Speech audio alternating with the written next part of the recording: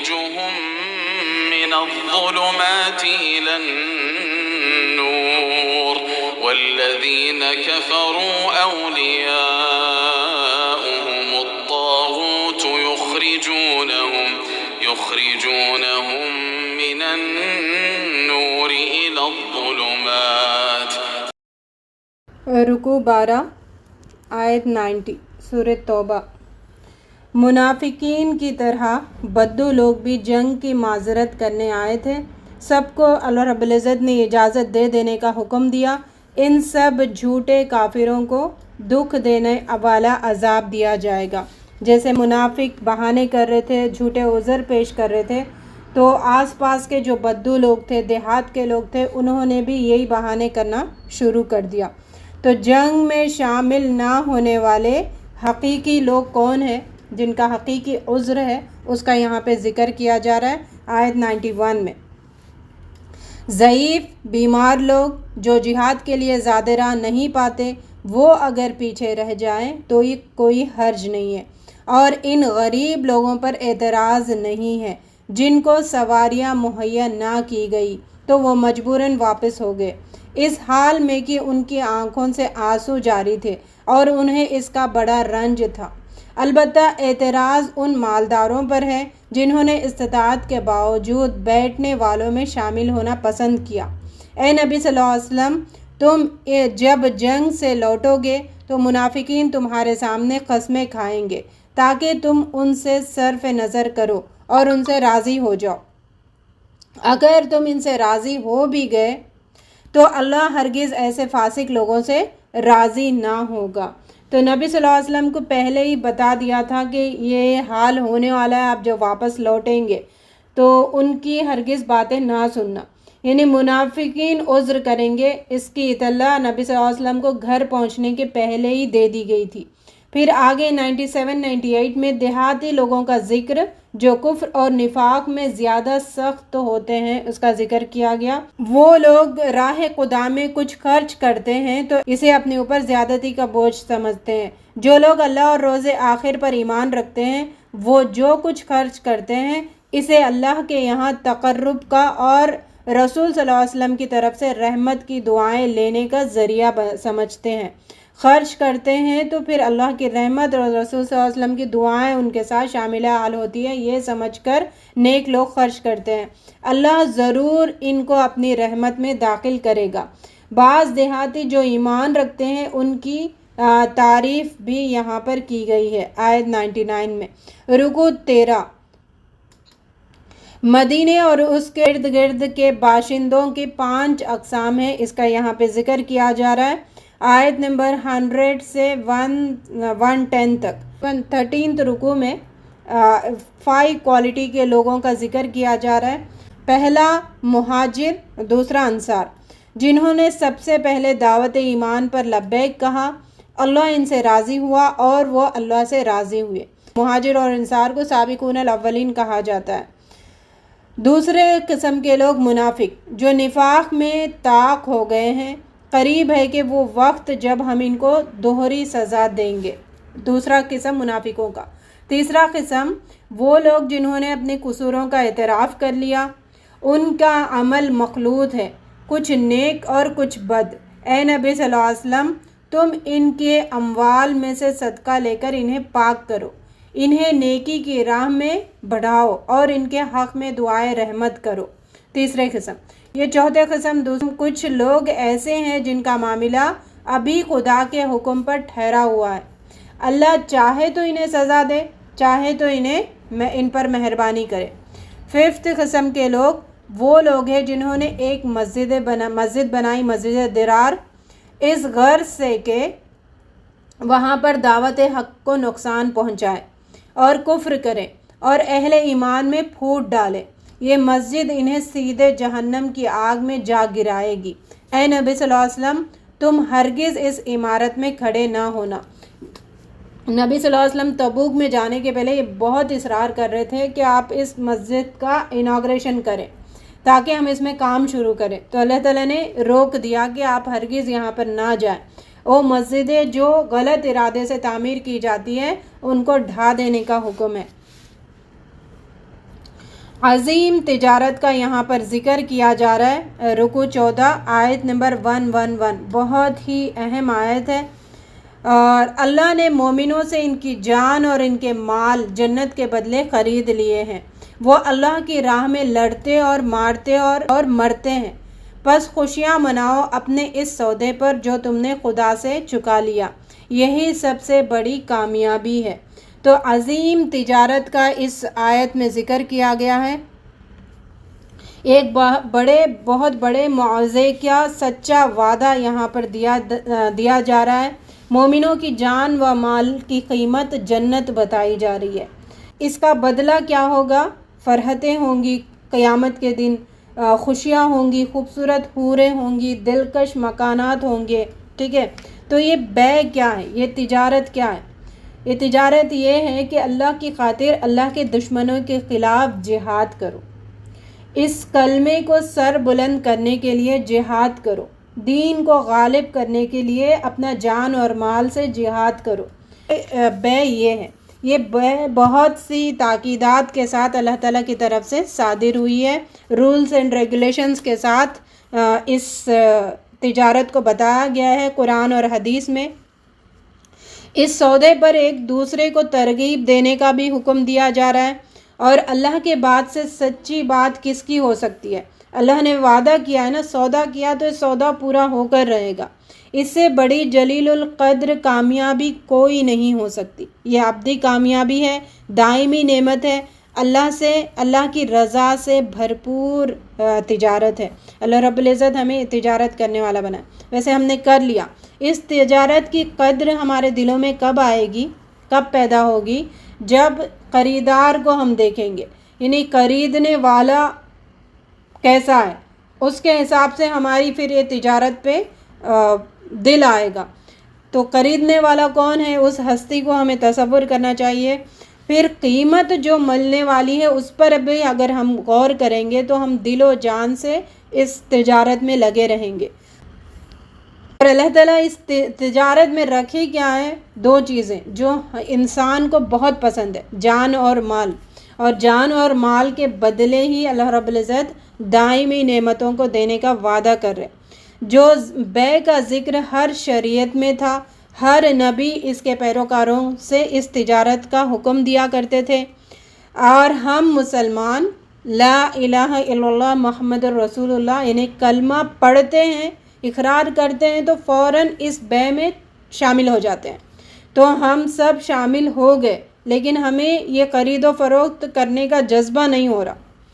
Business میں تو اتر گئے، لیکن بزنس کرنا ہے۔ اللہ رب العزت اس عہد کے تقاضوں کو سمجھنے والا ہمیں بنائے، اور اس سے جو منافی رویے ہیں، اس کے جو خلاف رویے ہیں، اس سے ہمیں رکنے والا بنائے، کیونکہ منافقت اور کفر کو جنم دیتی ہے۔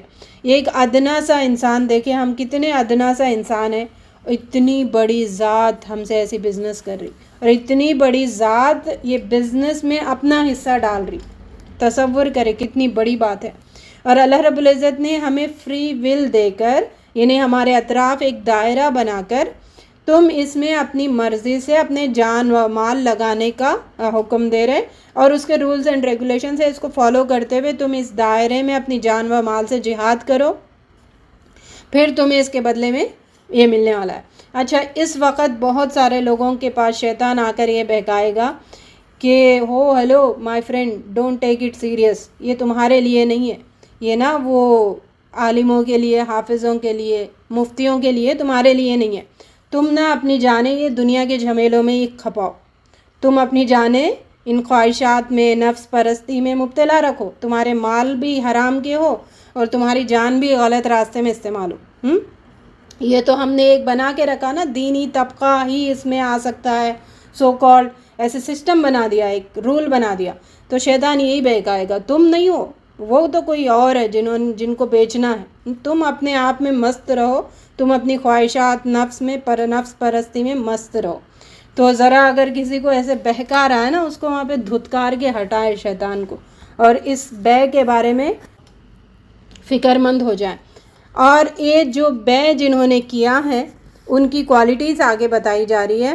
ان کی صفات یہ ہے: اللہ کی طرف بار بار پلٹنے والے، اس کی بندگی بجا لانے والے، اس کی تعریف کے گن گانے والے، اس کی خاطر زمین میں گردش کرنے والے، اس کے آگے رکوع و سجدہ کرنے والے، نیکی کا حکم دینے والے، بدی سے روکنے والے، اور اللہ کی حدود کی حفاظت کرنے والے۔ اے نبی صلی اللہ علیہ وسلم، ان مومنوں کو خوشخبری دے دو۔ اللہ کے نبی کو اور مومنوں کو زیب نہیں کہ مشرکین کے لیے مغفرت کی دعا کرے۔ یہاں پہ وہ آیت آئی ہے جو کافر ہو کر مر جاتے ہیں ان کے لیے مغفرت کی دعا نہیں کی جاتی، چاہے وہ ہمارے رشتہ دار ہی کیوں نہ ہو، چاہے کوئی دوست احباب بھی کیوں نہ ہو۔ کافروں کے لیے جو مر جاتا ہے، ہاں مرنے کے پہلے ان کی ہدایت کے لیے، ان کو دین کی طرف پلٹنے کی دعائیں دی جا سکتی ہے، چاہے وہ ان کے رشتہ دار ہی کیوں نہ ہو۔ ابراہیم علیہ السلام کے اپنے باپ کے لیے بخشش مانگنا ایک وعدے کے تحت تھا۔ جب معلوم ہوا کہ وہ دشمن ہے خدا کا تو بیزار ہو گئے۔ ہدایت دینے کے بعد اللہ لوگوں کو گمراہ نہیں کرتا جب تک شریعت ان چیزوں کا علم نہ دے دے جس سے پرہیز کریں۔ بے شک رب ہر چیز سے واقف ہے۔ آسمانوں اور زمین کی بادشاہت خدا ہی کی ہے، وہی موت اور زندگی دیتا ہے، اس کے سوا کوئی دوست اور مددگار نہیں ہے۔ اللہ نے پیغمبروں، مہاجرین اور انصار پر احسان کیا، ان کی لغزشیں معاف کر دی۔ یہ لوگ مشکل کی گھڑی میں پیغمبر کے ساتھ تھے۔ جنگ تبوک کے موقع پر جن اہل ایمان سے لغزشیں سرزد ہوئی تھی، اللہ نے سب کو معاف کر دیا۔ یعنی پیچھے رہ جانے والے تین اصحاب کا یہاں پہ ذکر کیا گیا، تین صحابیوں کا یہاں پہ ذکر کیا گیا جن کا معاملہ ملتوی کر دیا گیا تھا۔ ان کے ساتھ کیا فیصلہ کرنا ہے، کیا سزا دینا ہے یا معاف کرنا ہے، اس کو روک دیا، پوز کر کے رکھ دیا اللہ تعالیٰ۔ اتنا پوز کر کے رکھے کہ یہاں تک کہ ان پر زمین باوجود فراغی کے تنگ ہو گئی، انہیں سب بائیکاٹ کر دیے، بیوی کو بھی وہاں سے ہٹا دیا، ان کی جانیں ان پر دوبھر ہو گئی، کوئی بات نہیں کرتا تھا، پبلک میں رہتے ہوئے سب اگنور کر دے تو کیسا ہوتا، ایسی ان کو سزا دی گئی۔ انہوں نے جان لیا کہ خدا کے علاوہ کوئی پناہ نہیں ہے، پھر رب کی مہربانی اور رب سے معافی مانگی، رب نے مہربانی کی، ان کی توبہ قبول کی۔ ان اللہ هو التواب الرحیم۔ یہ وہ واقعہ تھا جو تین صحابیوں کا۔ آگے رکوع نمبر 119 آیت سے، اہل ایمان اللہ سے ڈرتے ہوئے رہو اور سچوں کے ساتھ رہو، یعنی وہ لوگ جو اپنے افعال، احوال و اقوال میں سچے ہیں، اپنے بات میں، اپنے حالات میں، اپنے قول میں، اپنے کاموں میں جو سچے ہیں، ان کے ساتھ رہنے کا حکم دیا گیا، کیونکہ وہ ایفیکٹ کرتا ہے۔ جن کے اعمال و احوال صدق پر مبنی ہے، جو اخلاص اور نیک نیتی پر مشتمل ہے، کیونکہ صدق نیکی کی طرف رہنمائی کرتی ہے اور نیکی جنت کی طرف۔ اللہ رب العزت ہمیں سچوں کا ساتھ نصیب کرے زندگی میں۔ 121 میں مدینہ منورہ میں رہنے والے مہاجرین، انصار اور ارد گرد رہنے والے اعراب کو جو اسلام لائے اور اسلام کو صحیح کر لیا، ان کی ترغیب دیتے ہوئے فرماتے ہیں کہ ایسا کبھی نہ ہوا کہ اللہ کی راہ میں بھوک، پیاس اور جسمانی مشقت کی کوئی تکلیف وہ جھیلیں، اور منکرین حق کو جو راہ ناگوار ہے اس پر کوئی قدم وہ اٹھائیں، اور کسی دشمن سے عداوت حق کا کوئی انتقام وہ لیں، اور اس کے بدلے ان کے حق میں ایک عمل صالح نہ لکھا جائے۔ یہ سارے سٹرگلز ہے، جد و جہد ہے، یہ سب کام کریں گے تو وہ نیکی لکھتے چلے جائیں گے اللہ تعالیٰ۔ یقیناً اللہ کے یہاں محسنوں کا اجر مارا نہیں جاتا۔ اسی طرح یہ بھی کبھی نہ ہوگا کہ خدا کی راہ میں تھوڑا یا بہت خرچ اٹھائیں اور صحیح و جہد میں کوئی وادی وہ پار کریں اور ان کے حق میں اسے لکھ نہ لیا گیا ہو۔ اللہ ان کے اچھے کارنامے کا صلہ انہیں ضرور عطا فرمائے گا۔ جنگوں میں پورے کے پورے نکلا نہیں جا سکتا تھا، کچھ کو نکلنا ہی چاہیے تاکہ گھر واپس آ کر دین کے بارے میں گھر والوں کو سمجھائے، دین کی مشکلات کے بارے میں سمجھائے۔ تو کچھ فرد کو جنگ کا اعلان ہوا تو نکلنے کی ترغیب یہاں پر دی جا رہی ہے۔ پھر آگے رکوع نمبر 16 123 آیت، اے اہل ایمان، اپنے نزدیک کے کافروں سے جنگ کرو اور چاہیے کہ وہ تم میں سختی معلوم کرے۔ وَاعْلَمُوا أَنَّ اللَّهَ مَعَ الْمُتَّقِينَ۔ اللہ تعالیٰ جان لے کہ تم جد و جہد کرنے والے ہو کہ نہیں ہو، یہ اللہ تعالیٰ جانچنا چاہتا ہے ہر وقت۔ جب کوئی قرآن کی صورت نازل ہوتی ہے تو منافق مذاق کے طور پر مسلمانوں سے پوچھتے ہیں تم میں سے کس کس کے ایمان میں اس میں اضافہ ہوا؟ جو لوگ ایمان لائے ہیں نزول قرآن پر ان کے ایمان میں واقع اضافہ ہی ہوا ہے۔ کیا ایسی کیفیت ہماری ہے؟ جب ہم قرآن سنتے ہیں تو ہماری ایمان میں اضافہ ہوتا ہے یا پھر گمراہی میں، یا ایز اٹ از ویسے ہی رہتے ہیں؟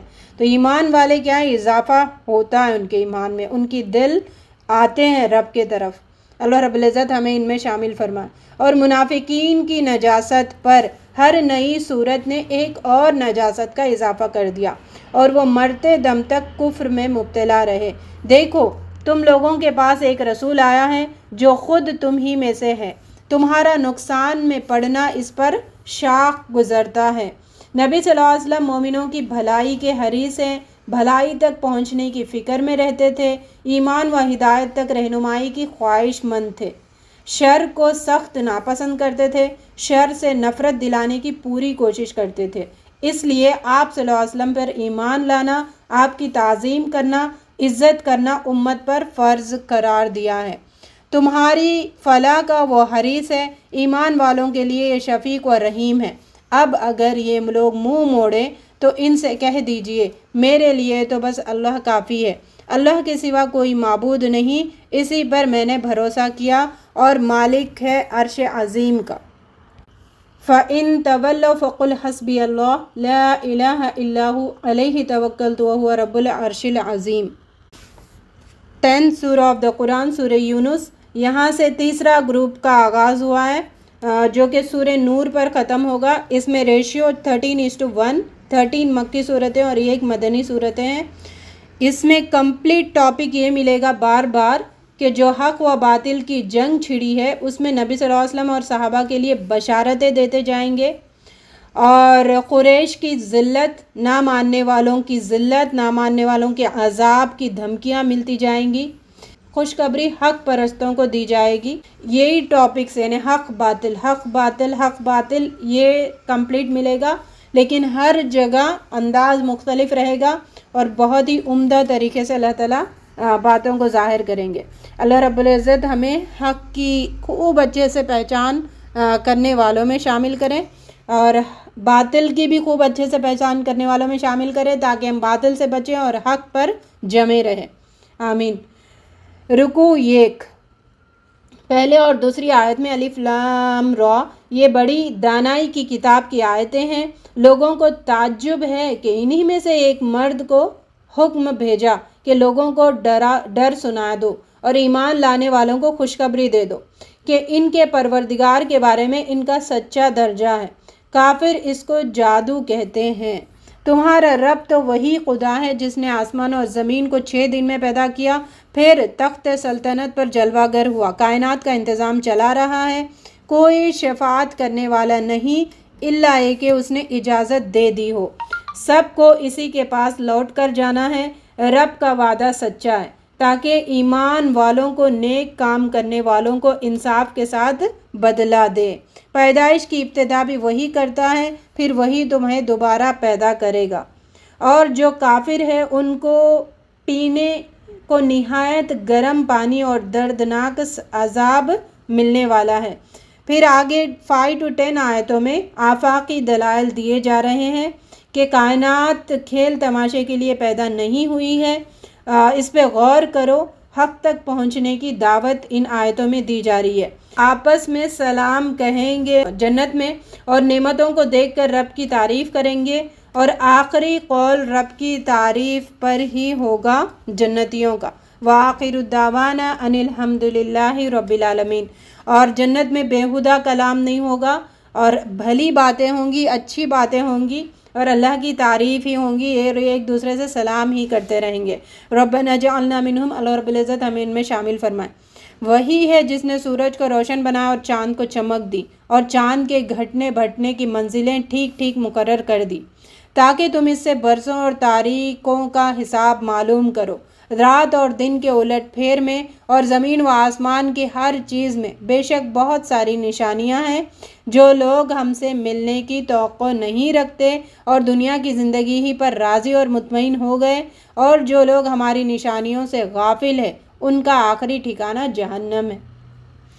کائنات کو دیکھ کر رب کو مانتا ہے حق پرست، اور کائنات سے ان کی گمراہی میں اضافہ ہوتا ہے وہ باطل پرست ہے۔ اللہ رب العزت ہمیں حق کی پہچان عطا فرمائے۔ اور وہ لوگ جو ایمان لائے اور نیک عمل کرتے رہیں، ان کا ٹھکانہ نعمتوں بھری جنت ہوگی۔ ربنا جعلنا منہم، اللہ رب العزت ہمیں ان میں شامل فرمائے۔ رکوع 2 11 سے 14 آیت تک دنیا میں کافروں کو ڈھیل دی گئی ہے، اس لیے دنیا میں ان کو پکڑنے میں اللہ تعالیٰ جلدی نہیں کرتے، ڈھیل دیتے ہیں۔ اس ڈھیل کی وجہ سے انسان کی کیفیت کا یہاں پہ ذکر کیا گیا، پھر پچھلے رسولوں کی امتوں کا ذکر کر کے سبق پکڑنے کا حکم دیا جا رہا ہے۔ انسان کا حال یہ ہے کہ جب اس پر کوئی سخت وقت آتا ہے تو کھڑے بیٹھے اور لیٹے ہم کو پکارتا ہے، مگر جب ہم اس کی مصیبت ٹال دیتے ہیں تو وہ ایسا چل نکلتا ہے گویا اس نے کبھی اپنے کسی برے وقت میں ہم کو پکارا ہی نہیں تھا۔ کوئی ظالم قوموں کو ہلاک کرنے کے بعد ہم نے تم کو زمین میں ان کی جگہ دی تاکہ دیکھے تم میں کیسا عمل کرتے ہو۔ تو یہ جو جگہ ملی ہے نا، یہ بڑی بات ہے کہ جگہ ملی ہے۔ اس جگہ کو سمجھے کہ ہم جگہ لیے ہوئے ہیں زمین کی، اور اس جگہ لینے کی وجہ سے ہم پر بہت ساری ذمہ داری اللہ تعالیٰ نے ڈالی ہے، اس کو نبھانے کی فکر کرے۔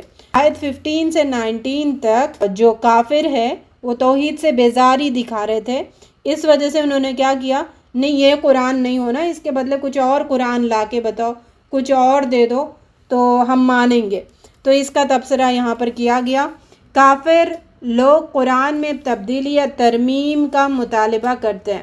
ویسے بہت سارے مسلمانوں کو بھی آج دیکھا گیا کہ قرآن میں اچھا یہ نہ ہوتا تو وہ ہوتا تو اچھا تھا، ایسی باتیں کرتے ہیں آج کے بھی مسلمان۔ اے نبی صلی اللہ علیہ وسلم، آپ اس میں تغیر و تبدیل نہیں کر سکتے، آپ تو صرف اس وحی کے پیروی کرنے والے ہیں۔ نبی صلی اللہ علیہ وسلم نے کہا کہ میں نے تو ایک عمر تمہارے درمیان گزارا ہوں، اگر اللہ نہیں چاہتا تو نہ پڑھ کر سناتا، نہ واقف کرتا، یعنی کیا تمہیں سمجھ نہیں آتی؟ یعنی اللہ نہ چاہتا، میں تو ایک امی تھا، بہت لمبی عمر تمہارے درمیان گزارا، اگر اللہ نہ چاہتا تو میں اتنا عمدہ کلام نہیں پڑھ سکتا، تمہیں سمجھ نہیں آ رہی بات؟ یہ لوگ اللہ کے سوا اس کی پرستش کر رہے ہیں جو اس کو نہ نقصان پہنچا سکتے ہیں نہ نفع۔ وہ کہتے ہیں یہ اللہ کے ہمارے سفارشی ہے۔ اللہ پاک ہے اس شرک سے۔ ابتدا میں سارے انسان ایک ہی امت تھے، مگر بعد میں انہوں نے مختلف عقیدے اور مسلک بنائے۔ رکوع نمبر 3 جب تم کشتیوں پر سمندر میں شاداں فرحاں سفر کر رہے ہوتے ہو اور پھر جب تم ایک طوفان میں گھر جاتے ہو، اس وقت تم سب اپنے دین کو اللہ کے لیے خالص کر کے دعائیں مانگتے ہو۔ اگر تو نے ہم کو اس بلا سے نجات دے دی تو ہم شکر گزار بندے بنیں گے۔ جب وہ ان کو بچا لیتا ہے تو پھر وہی لوگ حق سے منحرف ہو کر زمین میں بغاوت کرنے لگتے ہیں۔ اچھا، دنیا کی زندگی کے چند روز مزے میں رہو، پھر ہماری ہی طرف تم سب کو پلٹ کر آنا ہے، اس وقت ہم تمہیں بتا دیں گے کہ تم کیا کر کے آ رہے ہو۔ 20 سے 23 آیت میں کہتے ہیں کہ اس پر پروردگار کی طرف سے کوئی نشانی نازل کیوں نہیں کی گئی؟ انتظار کرو، غیب کا علم مجھے نہیں ہے، میں بھی انتظار کروں گا، عذاب بھیجنا رب کا کام ہے۔ دنیا کی زندگی کی مثال دی گئی، بارش کی سی ہے جیسے آسمان سے برسائی گئی، پھر اس سے سبزہ ہوگا جیسے آدمی اور جانور کھاتے ہیں۔ جب زمین خوب خوشنما اور آراستہ ہوئی اور انسان سمجھے کہ یہ دسترس رکھتا ہے، یعنی میرے قبضے میں آ گئی یہ چیز، تو رات یا دن کو ہمارا عذاب آ پہنچا اور ہم نے اس کو کاٹ ڈالا گویا وہاں تھے ہی نہیں ہے۔ غور کرنے والوں کے لیے اس میں بہت ساری نشانیاں ہیں۔ اسی طرح اللہ رب العزت نے ہمیں دنیا میں بسایا، پھلایا، بڑے پلے، اس کے بعد سمجھنے لگے کہ زندگی ہماری زندگی ہے، پھر ایک دن رات یا دن کو اللہ تعالیٰ ہماری موت واقع کر دے گا۔ یہ ہے دنیا سے اختتام، دنیا کا کھیل۔ اللہ تمہیں سلامتی کی طرف دعوت دے رہا ہے۔ واللہ یدعو الی دار السلام وَيَهْدِي مَن يَشَاءُ إِلَىٰ صِرَاطٍ مستقیم۔ یہ سلامتی کے گھر کی دعوت عام ہے سب کے لیے، لیکن ہدایت اسی کو ملتی ہے جس کو وہ چن لیتا ہے، اس کے لیے ہدایت کو خاص کر دیتا ہے۔ یعنی جنت تمام آفات اور ڈیفیکٹ سے محفوظ اور سلامت ہے، اس وجہ سے وہاں نعمتیں کامل اور ہمیشہ رہنے والی اور ہر طرح سے خوبصورت ہے، اس لیے سلامتی کا گھر جنت کو قرار دیا ہے۔ اللہ رب العزت ہمیں ان میں شامل فرمائے، جنت والے ہم سب کو بنائے۔ جن لوگوں نے بھلائی کا طریقہ اختیار کیا ہے وہ جنت کے مستحق ہیں۔ قیامت کے دن شرک کرنے والوں کو ان کے بنائے ہوئے شریکوں کو اٹھایا جائے گا اور وہ شریک کہیں گے ہم تمہارے اس عبادت کے بالکل بے خبر تھے۔ صاف بتا دیا یہاں پہ کہ جن کو تم پوچھتے تھے، جن کو شریک بناتے تھے، جن کا دامن پکڑ کے پار ہونے کے تم امیدیں باندھتے تھے، وہ سب قیامت کے دن مکر جائیں گے۔ ہم نے تو کہا ہی نہیں، تم ہمارے پیچھے کیسے چلے آگے؟ جو برے کام کیے تو برائی کا بدلہ ویسا ہی ہوگا، ذلت چھا رہی ہوگی، ان کے منہ کو کوئی بچانے والا نہیں ہوگا۔ اتنے کالے چہرے ہوں گے کہ گویا اندھیری رات نے ان کے چہروں پر کالک پوچھ دی ہو، اتنے کالے ہوں گے۔ جو امیدیں بنا کر رکھیں گے وہاں دیوی دیوتائیں یا پیر داتا کوئی وہاں نہیں ہوگا، خود اپنے اعمال سب دیکھ لیں گے، سارے بہتان دھرے کے دھرے رہ جائیں گے۔ یہ آیت 28 سے 30 تک بھی نوٹ کریں۔